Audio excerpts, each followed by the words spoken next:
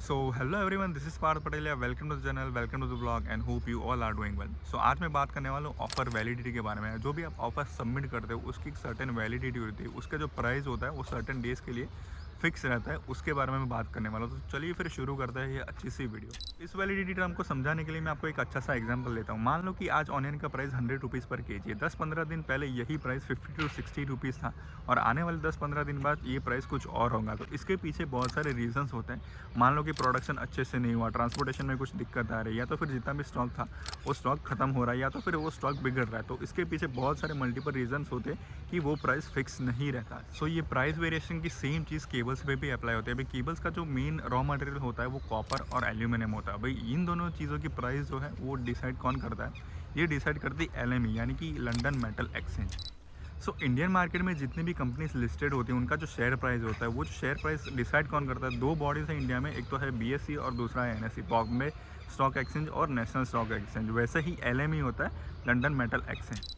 अभी होता क्या है कि इंडिया में बहुत सारी केबल्स की कंपनी LME बेस्ड होती है। वो लोग क्या करता है कि LME में जितने भी कॉपर का और एल्यूमिनियम का प्राइस होता है वो लोग वहाँ से पिक करते हैं। मान लो कि आपने एक ऑफर सबमिट किया 1 नवंबर को, उस दिन कॉपर का प्राइस 700 रुपीज़ पर केजी होता है। तो आप क्या करते हो कि 720 रुपीज़, 730 रुपीज़ या 740 रुपीज़ पे आप अपना रॉ मटेरियल बुक करते हो, कोट करते हो। मान लो कि आपकी ऑफर की वैलिडिटी 10 डेज़ की है, तो उसमें दो सिनेरियोज होते हैं। तो 10 डेज़ के अंदर अंदर जितना भी LME होता है, अगर आपने 740 पे कोट किया हुआ है, अगर 6 नवंबर को वो ऑर्डर नेगोशिएट होता है, फाइनलाइज होता है और 6 नवंबर को LME होता है 710 रुपीज़, तो आप अपना जो कॉपर का रेट है कम करके ऑफर सबमिट कर सकते हो और ऑर्डर बैक कर सकते हो। और दूसरी चीज़ ये होती है कि मान लो कि आपने अपना LME 720 पे कोट किया हुआ है और इन बिटवीन 10 डेज़ आपका जो ऑर्डर है वो नेगोशिएट होता है और वो जिस दिन नेगोशिएट होता है उस दिन 730 रुपीज़ होता है।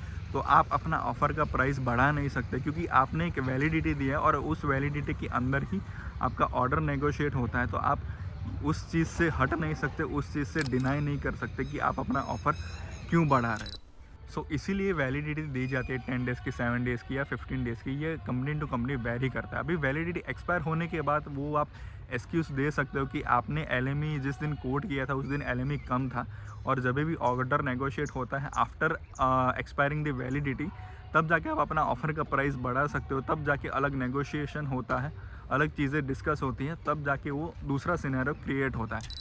इसीलिए ऑफ़र सबमिशन के टाइम वैलिडिटी टर्म को मेंशन करना बहुत ही ज़रूरी है, वो चाहे 10 दिन का हो, 15 दिन का हो या 5 दिन का हो। आई होप कि ये वाली इन्फॉर्मेशन आपको अच्छी लगी हो। अगर अच्छी लगी हो तो लाइक करो, शेयर करो और चैनल को सब्सक्राइब करो। तब तक के लिए मिलते हैं नेक्स्ट वीडियो में। अपना ख्याल रखिए, अपने लोगों का ख्याल रखिए।